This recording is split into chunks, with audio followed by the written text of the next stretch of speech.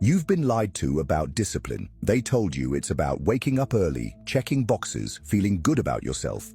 That's a child's version of control. Discipline is the weapon kings use to rule silently while fools entertain themselves. It is a cold-blooded art. Not pretty, not public, not praised. You don't do it to look good. You do it so when the world burns, you are the last man standing with a calm breath and blood on your hands. The weak crave motivation. The powerful operate in silence. They don't need permission. They don't need energy. They don't even need a reason. They do it because it must be done, and because they're addicted to control. While others chase dopamine, you'll become the architect of your own mental prison, and then you'll dominate from inside it. You'll train when it's boring, starve your impulses, punish your weaknesses like they're traitors in your court. That's how kings rise, not through emotion, but through structure, soaked in silence. If you're looking for comfort, click away now. This isn't made to inspire you. This is a transmission to the few who are ready to kill the weaker version of themselves. You will walk through fire. Discipline will not make you happy. It will make you respected, feared, remembered. And if you have the spine to stay with me, by the end of this video, you won't be the same man watching it now. You'll be carved in steel. Comment this right now if you're one of the rare few. I will rule myself like a tyrant. Now stay sharp, because what comes next will rewire your mind. The first execution. Kill your weaker self. You don't need more motivation. You need a funeral. A silent execution of the weak version of you that's still breathing somewhere inside your habits. That soft, impulsive, emotional version of you who worships comfort like it's a god. He has no place in this life you say you want. You won't negotiate with him. You won't give him a warning. You drag him into the mental courtyard. You strip him of excuses and you end him without a word. That's what discipline begins with: blood. The first kill is always internal. The reason you're undisciplined isn't because you don't have goals. It's because you haven't declared war. You still think you can build a stronger life while dragging dead weight. You can't. You have to cut. Coldly. The weaker you clings to distraction, validation, softness, delay. He's not just unfit, he's hostile. Every time you scroll when you should be sharpening, it's him. Every skipped rep, every broken word, it's his whisper. That whisper must become unrecognizable, because one day you will wake up either ruled by him or ruling over him. This isn't self-improvement. This is self-eradication. You're not adding new habits. You're stripping the fat. You're erasing the need for praise. You're burying the need to be understood. You don't rise by building. You rise by burning.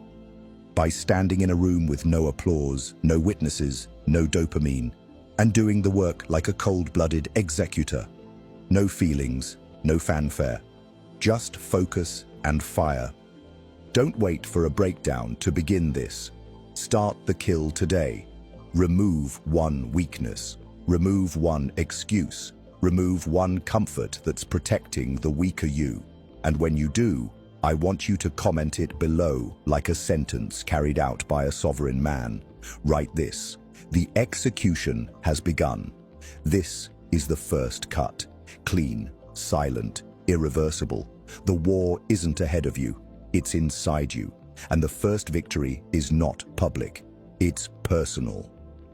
The art of ruthless self-government. You want power? Start with this.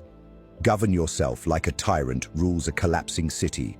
No mercy, no democracy, no votes from the emotional mob inside your head. You don't ask your feelings for permission. You issue commands. The weaker version of you is still whispering, still lurking, and it's your job to lock him in a mental dungeon and throw away the key. That's what self-government means. The voice inside your head isn't a suggestion box, it's a war room, and your orders aren't to be negotiated, they're to be obeyed. You wake up, you act, you feel nothing, you still act, you fail, you act again. Discipline isn't a mood, it's law. You make it law that if it's on your schedule, it happens. No feelings, no excuses. The same way a ruler crushes rebellion in his court, you crush hesitation the moment it rises. When your body says rest, your mind says keep moving. When your mind says quit, your discipline says shut up. You are both the dictator and the soldier, the king and the executioner. You enforce your own rules with brutality. This world doesn't reward intentions, it rewards structure. The men you respect, they're not better than you. They're stricter with themselves. They rule over their urges like a commander rules over an army, harshly. They don't hope for progress, they command it. And when weakness shows up, they don't debate it, they punish it. You must become your own warden, your own judge, your own punisher. Ruthless self-government means your internal world is no longer a democracy. It's an empire under control. No one will tell you this because it's easier to sell you comfort. But I'm not here to comfort you. I'm here to weaponize you. And that starts when you seize your own mind like it's enemy territory. So take one moment today, one moment where the weaker you tries to speak, and shut him down without hesitation. Then comment this below as your first official decree. I am now ruled by no one, not even myself. You want to be untouchable? Then you must first become unbreakable by the enemy that lives in your own head. Dominate your time like a tyrant. A man who doesn't rule his time is already owned, not by people, by distraction, by noise, by the invisible empire of comfort that robs him of every hour he'll never get back. Your day is either a battlefield or a feeding trough. You're either attacking it or being eaten alive by it. Time doesn't care about your goals. It only respects one thing: command. And if you don't issue it orders, someone else will. Your time must be militarized. Not managed, not tracked. Militarized. You plan your days like a tyrant prepares for war. No open gaps, no leniency. Your calendar isn't a to-do list. It's your territory. Every hour on it is a sovereign region, and your job is to defend it with blood, if necessary. You don't allow ambushes, no random calls, no loose commitments, no reacting. You are not available. You are not casual. You are not scrolling while Rome burns. The disciplined man treats his time like a warlord treats land, to be conquered, patrolled, and protected. Weak men lose time like loose change, scattered everywhere, collected by thieves. You, on the other hand, become so structured that even your rest is a weapon. You recover on schedule. You train on time. You eat with precision. You cut meetings that don't feed your empire. You build habits so sharp they slice the neck of distraction before it even gets through the door. Your clock becomes your blade, and every wasted minute a bloodstain on your honor. You want to know who's dangerous. It's not the loud one. It's the man whose life is so systemized, it feels like standing next to a machine. He doesn't need alarms. He doesn't need reminders. His day is hardwired, cold, controlled, ruthless. His time serves him, not the world. That's the kind of man you become when you treat your time like territory. Scarce, valuable, non-negotiable. If you're ready to command every hour like a sovereign, speak it into existence and comment this: my time fears me now. Now sharpen your schedule, because the clock isn't ticking, it's testing you. Weaponize boredom. Train when no one's watching. Boredom isn't weakness, it's the battlefield where power is forged, but no one told you that. You've been taught to escape it, stimulate it, entertain it. That's how they keep you docile. But the dangerous ones, they sit in it. They marinate in silence until their nervous system stops screaming for pleasure. Because once you can outlast boredom, you can outlast everyone. The world belongs to the man who trains in the dark while the rest chase noise. Most people crack in silence. That's where their demons speak the loudest. That's when they reach for distraction like a drug. But you learn to smile in that silence. You build routines so brutal and so boring they'd break a civilian. You stack reps when no one's watching. You sharpen in private while the others perform in public. And by the time they notice you, it's too late. You've built something they can't copy: momentum under pressure. Every repetition in boredom is a contract with your future self, a quiet promise that you will not be ordinary. While others crumble without stimulation, you evolve, slowly, painfully, silently. But make no mistake, boredom is not the absence of action. It's the arena where you become a machine. It's the threshold between the man you are and the beast you could be. You just have to outlast the noise. You won't get applause for this part. There's no trophy for showing up to practice when it's raining and no one gives a damn. But this is where men are separated from shadows, when nothing is exciting and you still execute, when it's dull and you still dominate. That's what discipline really looks like. Ugly, repetitive, ignored by the world, until it's undeniable. If you're the type of man who builds quietly in the shadows, say it now in the comments. Boredom obeys me. Because when you learn to weaponize silence, boredom isn't an enemy anymore. It becomes your greatest ally. Discipline is a weapon, not a virtue. They told you discipline is noble. They lied. Discipline isn't noble. It's lethal. It's not some moral badge to wear. It's a sharpened blade for people who know how to use it. The world praises discipline when it's soft, clean, and inspirational. But real discipline is ugly. It's not made to impress. It's made to conquer. And if you think discipline makes you good, you've already lost. It doesn't make you good. It makes you dangerous. Because when it's in the hands of a focused mind, it becomes pure domination. Discipline isn't for balance. It's for control. You don't practice it to feel spiritual. You practice it to create leverage, to stretch time, to stack advantage, to become the one they can't keep up with. When you're disciplined, you move in silence while others are celebrating mediocrity. You become 10 steps ahead because you've trained your mind to serve, not speak. No delays. No need for inspiration. Just mechanical execution. That's not virtue. That's cold power in motion. Let everyone else moralize it. You will weaponize it because you don't train to be good. You train to be prepared. You train to strike, to withstand, to operate without asking. When you're disciplined, you don't chase permission or motivation. You follow orders that come from within, and they're absolute. The gym, the work, the study, the self-denial, they're not rituals of self-care. They're rituals of war readiness. You are conditioning yourself to become bulletproof, not beautiful. Here's what they won't say out loud.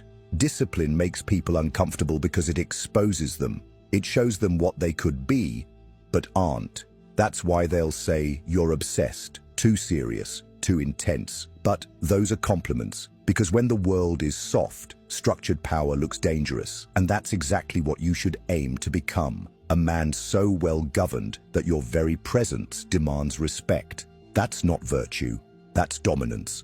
Let the world chase feel-good habits. You're here to forge something stronger, something that bends reality. And if this is sinking deep into your bloodstream right now, comment this below. I no longer practice discipline, I wield it. Because from here on out, you don't live like the rest. You move like a tactician, trained, timed, and terrifyingly consistent. Delayed gratification is a Machiavellian cheat code. You want a shortcut? Here it is. Delayed gratification is the closest thing to a real-world cheat code, but it doesn't look like power. It looks like silence, like boredom, like patience so cold it unnerves the people around you. While they feed on crumbs of dopamine, you sit still and starve. But you're not weak, you're waiting. You're planning, you're stacking, you're letting them get fat off cheap wins while you sharpen in the dark. And then one day, you move. And it's not a step, it's a takeover. The Machiavellian mind delays gratification not for virtue, but for leverage. You hold back now so you can strike when it matters. You don't speak to be heard. You don't act to be seen. You wait like a snake under the floorboards, because you know the loud ones get noticed, but the patient ones get power. While others are addicted to applause, you learn to operate in absence. That is your advantage. No one sees the storm coming until it's already inside the gate. Most men are ruled by hunger, for status, for sex, for comfort, for relief. But you starve your hunger. You cage it. You train it. You don't kill your desires. You discipline them until they obey you like war dogs. You sit in front of temptation and don't flinch, not because you're moral, because you're strategic. You don't chase. You let the world chase itself in circles while you build your next strike in silence. Here's what they'll never teach you. The longer you can suffer without reacting, the more dangerous you become. Because every time you say no to what you want now, you build muscle for what you'll command later. You train your nervous system to delay reward. And once you master that, you control your time, your mind, your life. Most men won't even last 10 minutes without a distraction. You're about to outlast years. That's not discipline. That's psychological warfare. You're no longer living for now. You're living like a tactician. Every skipped pleasure is a coin banked in the vault of domination. Every ignored impulse becomes a sharpened weapon. And every delayed reward builds the kind of discipline that makes you untouchable. You don't need to hustle harder, you just need to wait smarter. And when that moment finally arrives, when you cash in everything you've saved, no one will understand how you moved so fast, so far, so ruthlessly. If this spoke directly to your cold instincts, leave this phrase in the comments. I wait, I watch, I win. Remember this. The man who can delay his hunger ends up owning the feast. The strategic use of emotional isolation. Emotional isolation is not loneliness. It's not sadness. It's not detachment from the world. It's detachment from weakness. While the average man bleeds for attention, you sharpen in silence. You do not seek to be understood. You do not chase comfort. You learn to stand alone so completely that no betrayal, no absence, no disappointment can crack you. You don't harden out of bitterness. You harden because softness gets exploited.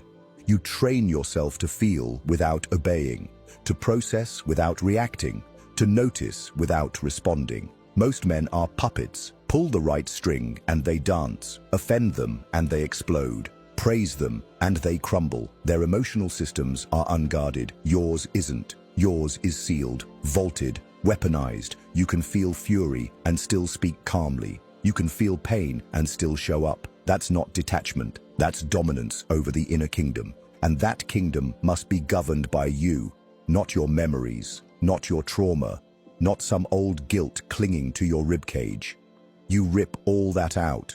You sit with the coldness. You endure the withdrawal from attention. You go through emotional detox until your soul stops screaming for validation, until you realize you were never supposed to be understood. You were supposed to be feared. You were supposed to be sovereign. Let them misunderstand you. Let them call you distant. Let them say you've changed. Good. That means it's working. The more still you become inside, the more unstable they'll become around you. Your calm will unnerve them. Your silence will intimidate them. Your refusal to emotionally flinch will register as something alien. And that's exactly what you want. You weren't born to blend in. You were born to be unreadable. People crave transparency because they want to control you. But mystery is protection. Confusion is defense. You show less. You reveal less. You train people to stop expecting emotional access to you. They'll beg for your reactions and you'll give them none. They'll push for vulnerability and you'll respond with cold, tactical stillness. Why? Because what they don't know, they can't use. And what they can't read, they can't reach. Isolation gives birth to clarity. You'll begin to see the games, the emotional traps, the manipulation tactics wrapped in sweetness, the guilt campaigns, the subtle power plays. And because you've disconnected from the need to belong, you'll resist them all without blinking. You will see people's real faces. You'll hear the true message behind every word. Because silence sharpens your perception and solitude trains your instincts. Understand this. Being emotionally self-contained doesn't mean you're numb. It means you're dangerous. You still feel. You just don't display. You don't vent. You don't overshare. You absorb. You calculate. And you act with surgical precision. Your heart is still alive, but it answers to your mind, not the other way around. That is the difference between a king and a pawn. And from that place of isolation, you become a mirror. People begin projecting onto you. Their fears, their stories, their shame, they all appear in your stillness. You watch them unravel trying to get a reaction. You'll see their insecurities in how loudly they speak. You'll see their envy in the compliments they wrap with subtle insult. And you say nothing. You simply observe. Then you act with perfect timing. That is how emotional isolation becomes a strategic weapon, not for retreat, for power. You move in quiet. You don't explain your motives. You let people underestimate you. You don't correct their assumptions. You don't chase closure. You don't react to betrayal. You let them think you're cold, and then you dominate with unshakable execution. If you feel this settling into your blood like a new law, comment this right now. My silence is sovereign. Because from now on, you don't speak to be heard. You speak to command. And sometimes the most powerful command is silence. Cut off the weak. Your inner court must fear you.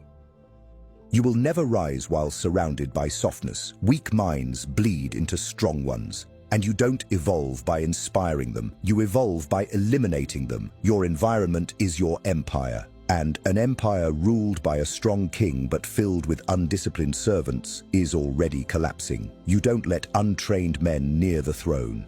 And that includes your so-called friends, your lazy circle, your energy-draining confidants. Your inner court must fear disappointing you, not because you yell, but because your standard is lethal.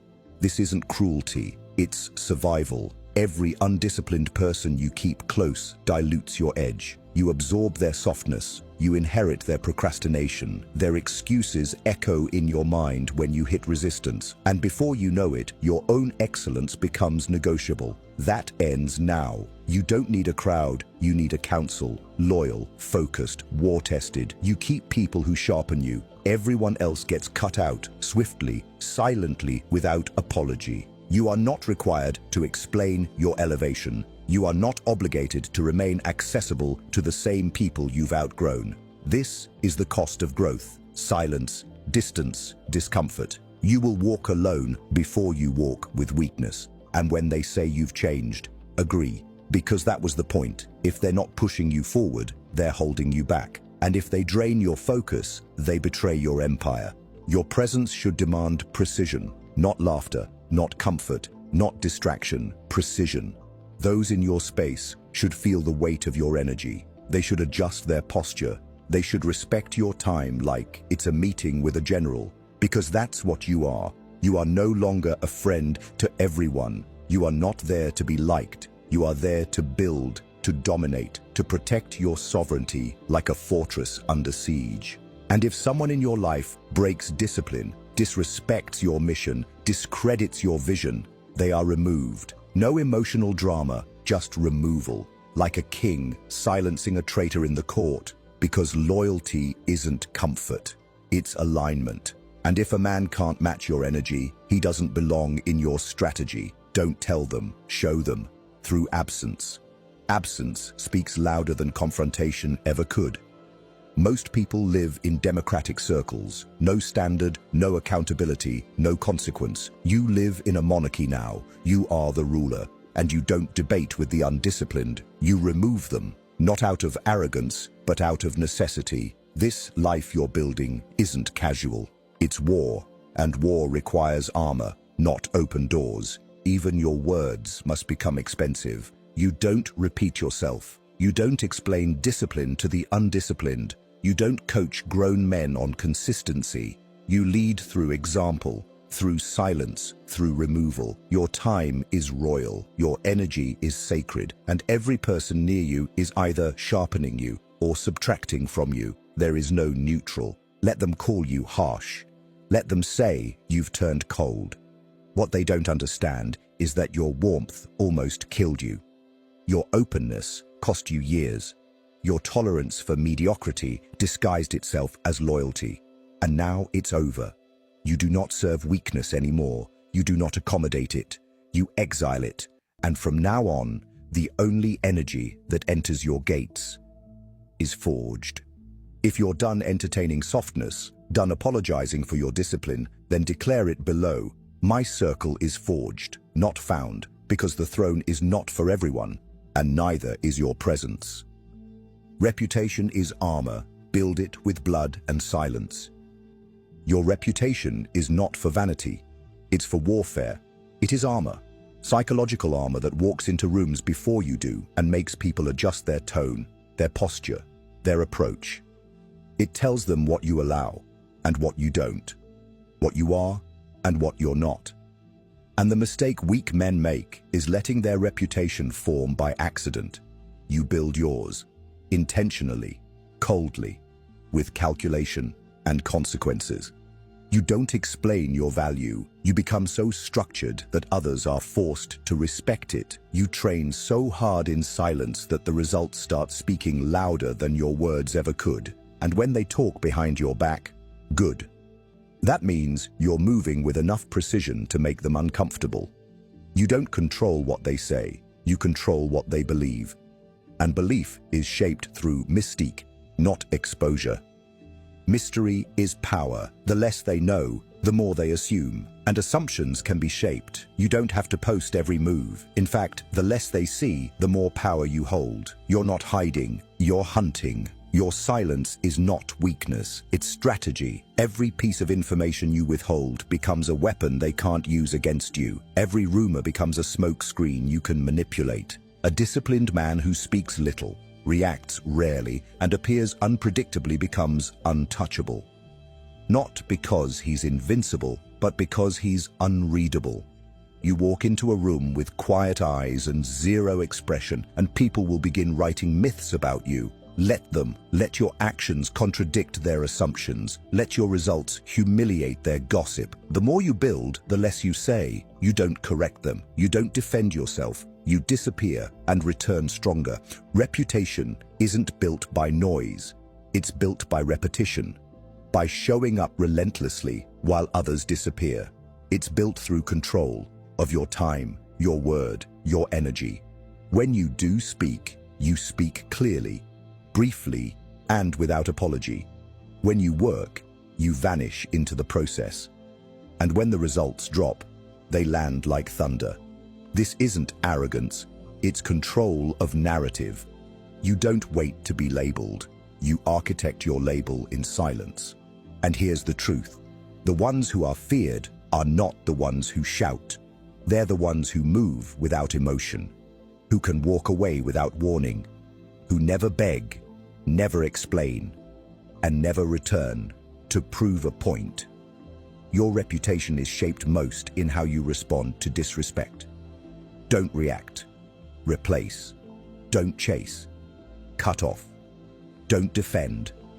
Dominate through distance. The Machiavellian knows this. Power is perception. You don't always need more strength. You need better projection. People judge by appearances. Use that. Walk with the discipline of a man who knows his value and doesn't need validation. Your stillness becomes unsettling. Your consistency becomes unnerving. And your silence becomes your sharpest weapon. Let others perform for attention. You'll vanish and return as legend. Let others seek approval. You'll build results so undeniable they whisper your name when you're not in the room. That's not reputation, that's influence. And it's built with blood, sweat, sacrifice, silence. Every time you remain unshaken, you forge another piece of that armor, until eventually, even your shadow demands respect. If this hits like truth, comment below in all caps, "My reputation is my armor." Because from this point forward, you don't speak to be seen. You move so precisely that they can't ignore what you've become. Become unpredictable, the discipline of chaos. You've been told to be consistent, predictable, reliable. But here's what they never told you. Predictability is a cage, and anyone who can predict you can control you. The truly dangerous man is not just disciplined, he's unpredictable.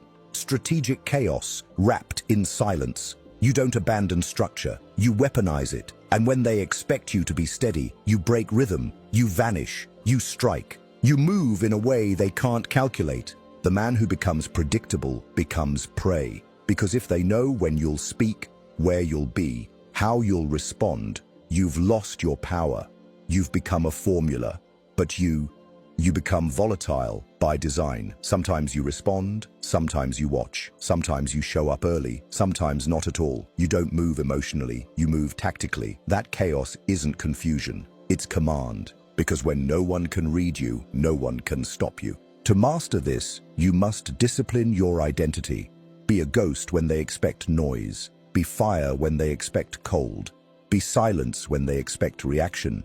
You don't have to change who you are. You change how often you show it. You show your strength in doses. You hide your full capacity. Let them think they've seen all of you, and then become 10 times colder, 10 times sharper when they least expect it. People will try to map you, categorize you, predict your rhythm. You make that impossible. You train yourself to break patterns. If your alarm rings at 5, sometimes you get up at 4:30. If you usually respond calmly, sometimes you go silent for days. If they think they've figured you out, you leave a version of yourself behind and evolve again. The disciplined mind isn't stiff. It's adaptive, ruthless, flexible, capable of becoming anything. This is the final edge. The discipline of chaos, the power to morph, to break your own systems and still function at elite levels. That's what separates machines from monsters. You're not rigid, you're liquid steel. You bend to nothing, and yet you shape everything around you. You blend when needed, you stand out when required,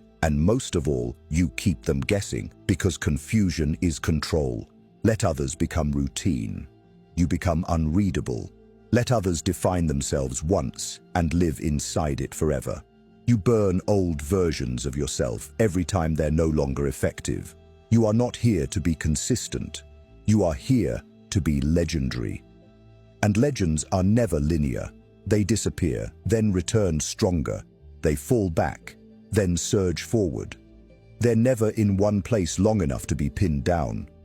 Predictable men are trusted, but unpredictable men are respected and feared. You will be feared not because you shout, but because no one knows what you'll do next. You are a moving target, an evolving equation, a sovereign force that shifts shape and stays lethal in every form. That's what it means to be untouchable, not perfect, not polished, untouchable. You're not here to impress. You're here to rewrite the script. One day disciplined, the next silent.